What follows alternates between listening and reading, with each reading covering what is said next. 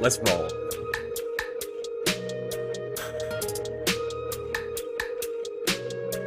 Yo, what is going on? What is going on? We are live for the Top Stacks tool. I am Matt Savoca at Draftaholic on Twitter, and this is my first time hosting on the Awesemo channel. Very excited to be here and very excited to be joined by my buddy Matt Gajewski. We do the live before lock show. Now we're digging into the analysis a little more. Follow him on Twitter at Matt_Gajewski on Twitter. How you doing today, bud?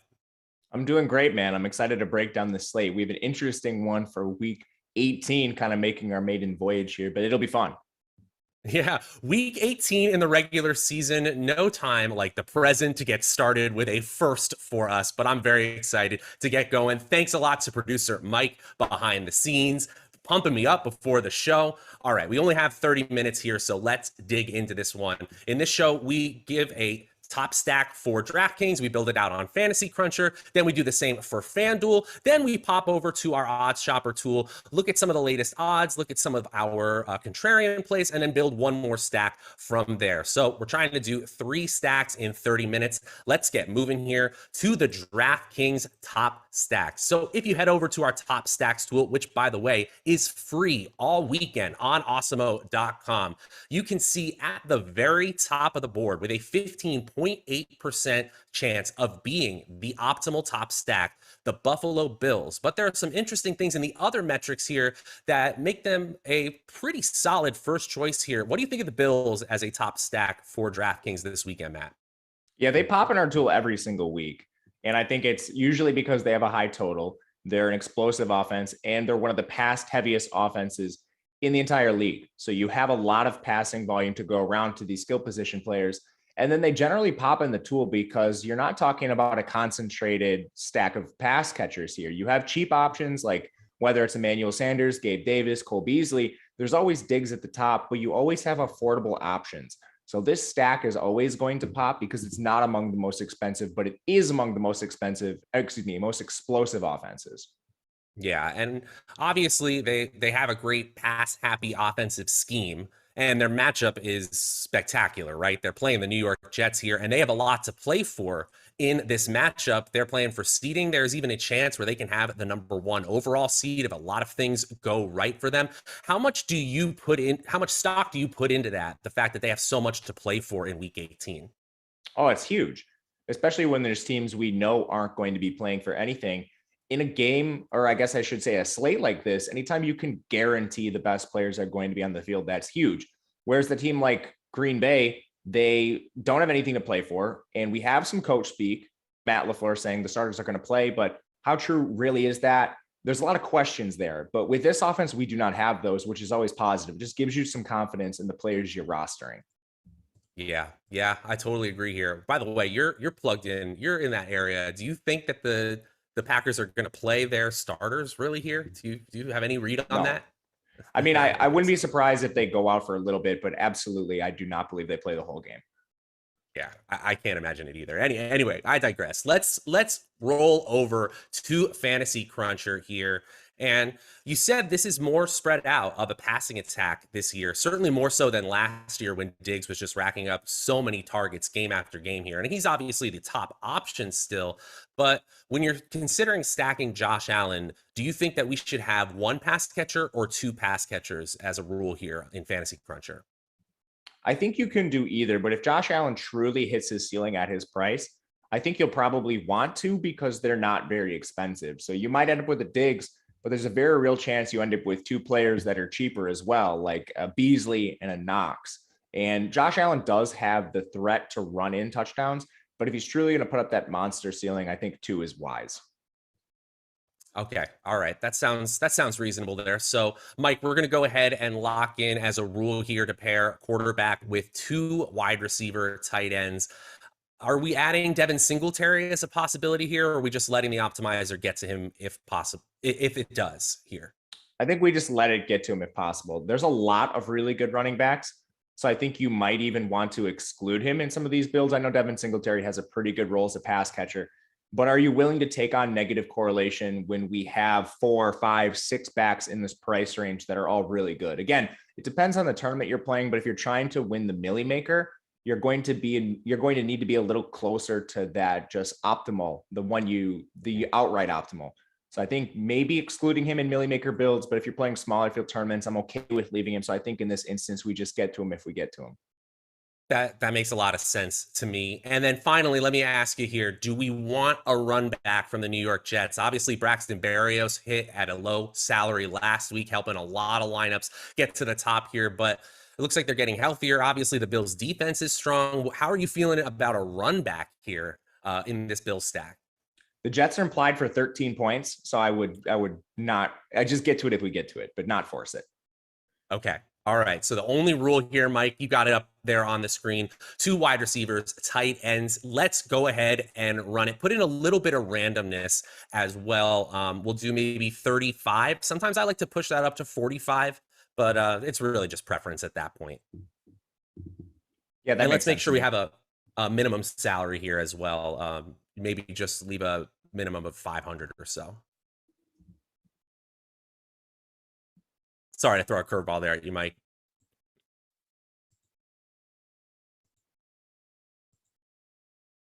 No, or actually, we could just leave it blank for now. I didn't mean to leave 500 on the table. I just mean to have at least 49.5 used in salary. But we can leave it just so we can get going here on the stacks.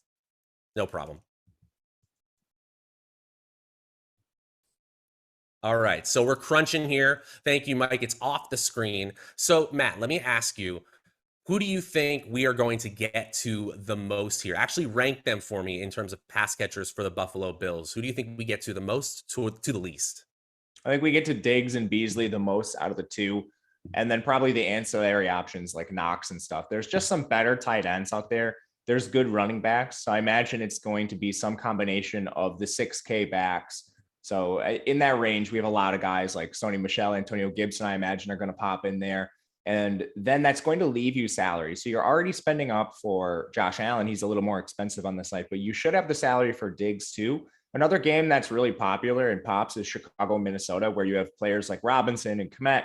So I wouldn't be surprised if some of the cheap players from that game get jammed. And then you have a lot of salary left for like a Diggs. All right, let's take a look, Mike. Let's see the results here from our stacks. Okay, Cole Beasley, interesting, coming in a ton of projections here. Love him. Yeah, I get it. And we have seen some variability in the usage between Beasley and Knox, but usually one of them is getting pretty high usage in this offense. Then you got Emmanuel Sanders, and then it looks like we're going to have to scroll down to see anybody else. You are pretty much nailing it. We're getting a lot of Antonio Gibson. We're getting Dalvin Cook. We're getting Allen Robinson. We're getting Cole Kmet. So that Minnesota-Chicago game is popping. But wow, Stephon Diggs, 30%. Not nothing, but we're probably, if we're going to be doing Josh Allen stacks, I'm probably boosting Stephon Diggs' projection a little bit. How about you? Probably. I'm curious who the players we got to in the lineups are. Yeah, so let's check it out here. If we pop over to the running back position, you can see Antonio Gibson obviously at the top, Sony Michel definitely popping, Jonathan Taylor and Dalvin Cook. You're going to want to have one of them. I'm a little surprised by that. From like just looking at value, salary adjusted value, Jonathan Taylor is okay, but he's not great. So that's a little surprise on me. But I mean, we already have so much value in the stack. Maybe it's just trying to jam raw points. Yeah, usually when we see lots of Jonathan Taylor, it just means that they're trying to get those raw fantasy points, right? And actually, from a value perspective, he's okay. But obviously, you're giving up a ton in salary to even get there. All right, we got to move on here to the FanDuel read. But before we do, give us a like and subscribe so you can keep up with all of our shows, DFS, offers, giveaways, and much more. Once you subscribe, hit that notification button to get alerts when our shows go live. And be sure to check out today's free premium tools and data, which are the top stacks, which we're obviously digging into on this show, the NBA main slate ownership, if you're playing over there, and our NHL player rankings are also available for free. Okay, we are rolling here to the FanDuel side of things. Buffalo looks good on FanDuel. Like, don't get us wrong here, but we're going to obviously change it up here with the second highest stack probability, top stack probability, the Los Angeles Rams playing the San Francisco 49ers, who have a depleted secondary, to say the least. And this one is a super high leverage score as well. A 5.5% leverage score is second among all stacks on FanDuel. How are we feeling about a Ram stack against San Francisco? Yeah, I like the Ram stack. I actually think the Buffalo one would look better on this platform just because Josh Allen's not so expensive. But this game, I think, is really volatile depending on the quarterback status for San Francisco. If you get Trey Lance in there, I'm a lot less interested in this game overall. But if you think Jimmy Garoppolo plays, then I have more interest. Okay, that's a good point. Let's actually build a lineup or a stack based on who you think is starting in this game. What I was looking at, it's really hard, right? I was going to give us that. So we're just going to pick one and roll with it. My guess, and it's really like 52-48, is Jimmy Garoppolo. How about you? I probably the other way, but that shows how close it is. But just pick one. I don't care. All right. We'll say Garoppolo is starting just because it was the first one off the top of my head. Obviously, we're going to lock in the Matthew Stafford side of things, but it might control who we have as a run back. So same question for you as on DraftKings.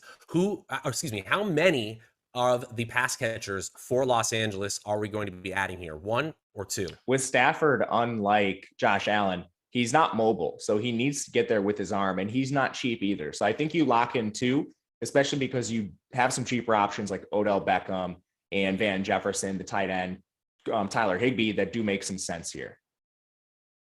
Okay, that makes all the sense in the world for me. And then we're probably going to have Sony Michel hit in a lot of our lineups anyway. So I assume you're not adding running back, wide receiver, tight end to this rule here.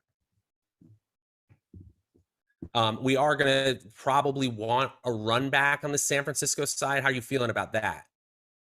Yeah, I think so, especially when we know Garoppolo is in the game. They're just a little more expensive. Like looking at projections, none of them really pop. So I'm curious who it's going to give us. I am too here, but I think I agree with you. We're going to get a run back. We want a run back option with a game stacking option in general. So let's go ahead and lock in one wide receiver, tight end from the opposite team as well. I'm sorry, you cut out for me a little bit there. I missed the first half of what you said. Oh, just I was just giving instructions to Mike over there, just to give him the run back option. So I think we're ready. If you add some randomness as well, we can add 35% here to the randomness and then get rolling. All right, we have Fantasy Cruncher off the screen now. Matt, same question as on DraftKings. Who do we think is getting there in those Matthew Stafford stacks? It's going to be a lot of Odell just because it's going to be expensive here. I'm not sure whether it's going to try to jam Cup or not. He's a little more expensive on this platform. And in recent weeks, we've seen that has come with some opportunity costs. So I think it might favor a different player here. But overall, I'm not entirely sure. We are already going to likely be forcing in a Kittle or a Debo who's under projected given their salary. So I don't think we're going to have room for all of them. I think that's fair to say. From the hip, what percentage Cooper Kupp do you think we get to? Oh, I don't know if you heard me there. We'll check the results there, but I'm very interested to see how much Kupp. Yeah. Ooh, I think it might be lower than that, but let's check out the results, Mike.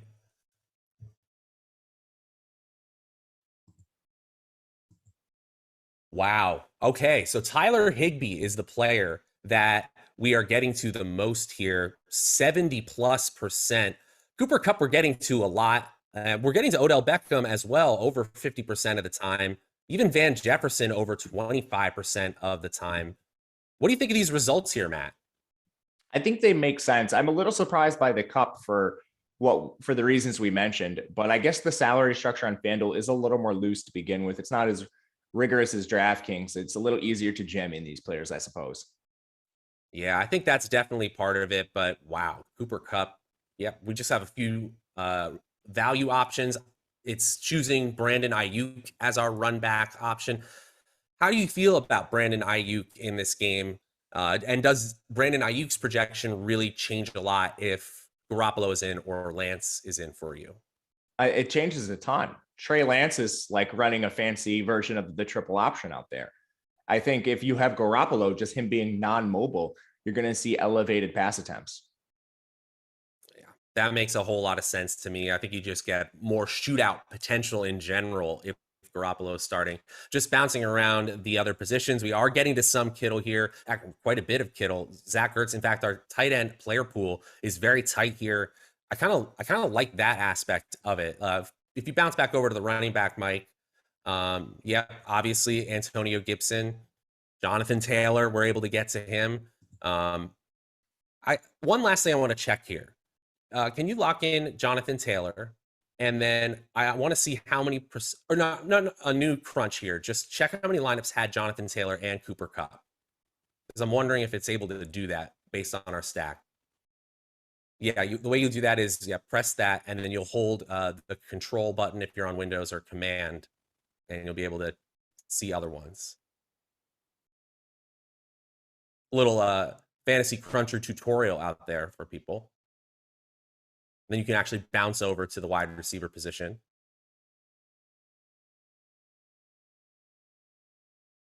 All right, we don't need to force it by any means, but yeah, it would be interesting to see if on FanDuel, especially if we're game stacking the Los Angeles Rams, are we choosing to just get Cooper Kupp and Jonathan Taylor and then just make salary-based concessions from there? That might be something you'll need to do on your own time. Anything that's really popping for you in terms of the other positions in these stacks, Matt? I can't see them on my end. It's my computer. Okay, gotcha. So you're gonna have to read them to me. Okay, yeah, we're seeing a lot of Antonio Gibson. We're seeing a lot of Nick Chubb. DJ Moore is our highest owned wide receiver. And then it's really all the Rams after that. Then Brandon Ayuk, followed by the value wide receivers in Pittsburgh, Chase Claypool and Ray McCloud, with Deontay Johnson projected out this week. Yeah, I do think those cheap Pittsburgh receivers make sense, but I think for tournaments, they might be players you want to cap, because that game is largely non-competitive. I know both teams have an outside chance of getting in, but seeing Ben Roethlisberger career low in yards per attempt, I think if they're not scoring touchdowns, that's very concerning, and you're basically hoping the PPR value props them up.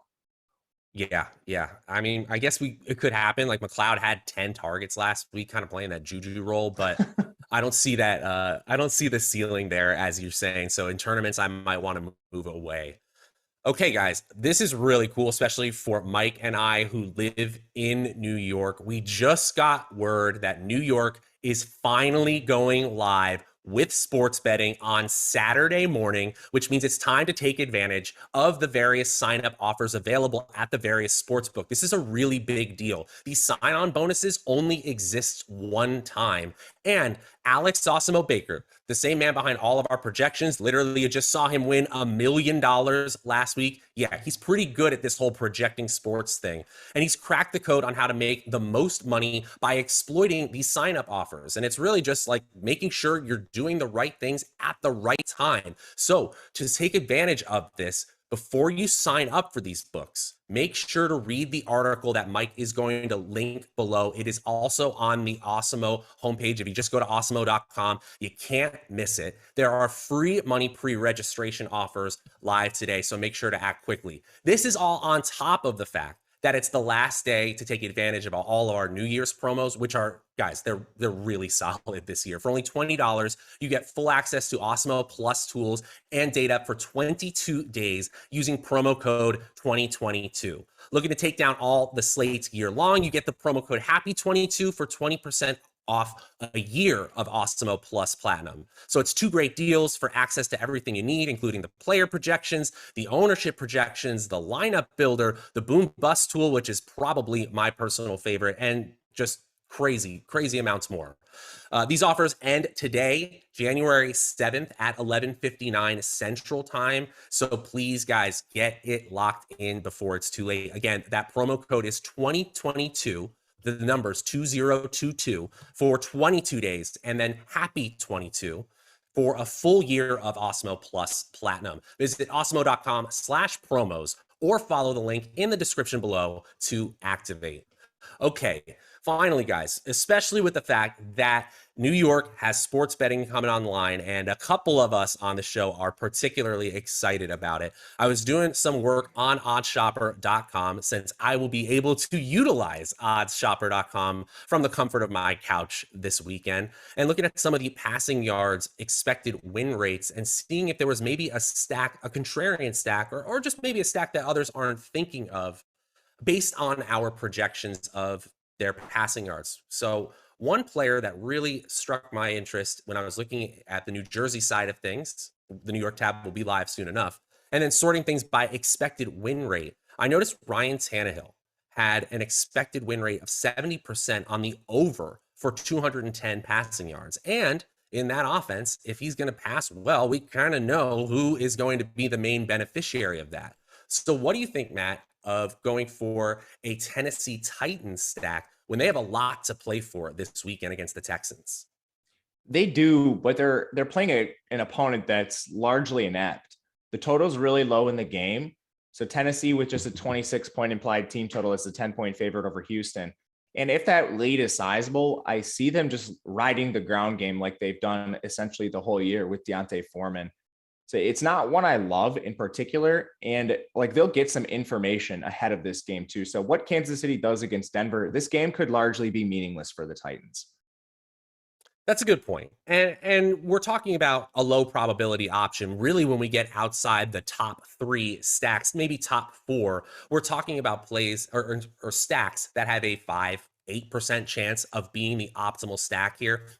So really, this is a contrarian stack, but I do think we, in general, want to base our DFS plays off of solid passing yards projections for Ryan Tannehill. And so I think we can dig into a Ryan Tannehill stack and see where it takes us. Maybe we only end up with 5 or so lineups like this when we build out 150. So we'll head over to Fantasy Cruncher. If we are building a Tennessee Titans stack, and they may be leaning on the run, what do you think in terms of how many wide receivers or tight ends we want to include? I still think you need to include 2. If Tannehill is going to hit his ceiling and outscore all the other elite quarterbacks on a 13-game slate, especially with a team that's so run heavy, I don't think he gets there without 2. Okay, that's fair. How dare you insult Ryan Tannehill's unbelievable touchdown rushing upside? It hasn't happened. People have been overestimating that for years. I'm joking. But next question: Houston Texans, not a great offense to say the least. Do we want to run back here? 100%. If this game is going to win you a GPP, Houston needs to be competitive. If Houston's not, Tennessee's going to run the ball 40 times. That's a great point. And you know what? At least we have some precedent here. And I know they got a lot of damage done on the ground, but not all of it. Houston scored 41 points on December 26th in week 16 against the Los Angeles Chargers. So at least there is some scoring upside from this team, despite being the 26th ranked offense in the NFL. Okay, so we are going to have a run back option. Let's include that, Mike, as our final rule. And then make sure the randomness is at 35%, let's say, and then we will get things rolling here. One point on Houston, Davis Mills has been really good. Like for a rookie that wasn't expected much, he's actually operated the offense. I couldn't agree more. Do you think they got kind of a steal with that pick, especially with the way the first rounders have floundered? It's a guy that you can take a longer look at. You know, you don't completely write him off. Yeah, and it may end up ultimately changing what they do in the draft. That's going to be really excited as we go forward here. All right, so we are crunching here. Who do you think we get to the most in these Tennessee Titans stacks? Not the hardest question. A.J. Brown. How much A.J. Brown do you think we get? 100%. Ooh, I dig it. All right. Let's go ahead and get into the stacks here. Mike, go ahead and pull it up. Well done. Almost 100, or is that 98%? Sorry, it's a little blurry on my side. Wow, 98% AJ Brown. And then we're just going with the value options we've seen throughout this show here. Antonio Gibson's next, DJ Moore, a top value wide receiver, Jonathan Taylor, the way to get raw fantasy points. We are getting to those tight ends, Anthony Firkser, Jeff Swaim. Can't be more excited about players in DFS than Anthony Firkser and Jeff Swaim. So I'm so glad we're getting that boosted up. Zach Ertz and Cole Kmet and George Kittle, they make more sense than they are our other tight ends in the player pool. And as you said, Chicago and Minnesota also popping. How are you feeling about these somewhat contrarian Tennessee stacks? They're a little risky for sure, not just game environment, but their overall propensity to run the ball. I was kind of looking at, like Minnesota, Chicago stack because that game projected so well. And again, it's Friday afternoon, so we're waiting for a ton of injury and COVID news just yet. But so far, I think that's a game maybe you could look at. But right now, the top stacks tool, like you said, it doesn't, outside of the top three, there's not that many to be like really excited about. So I think these stacks like Tennessee and some of the other positively leveraged ones like, Seattle, Atlanta, even like, I think those are ones you want to mix into your like 5% range.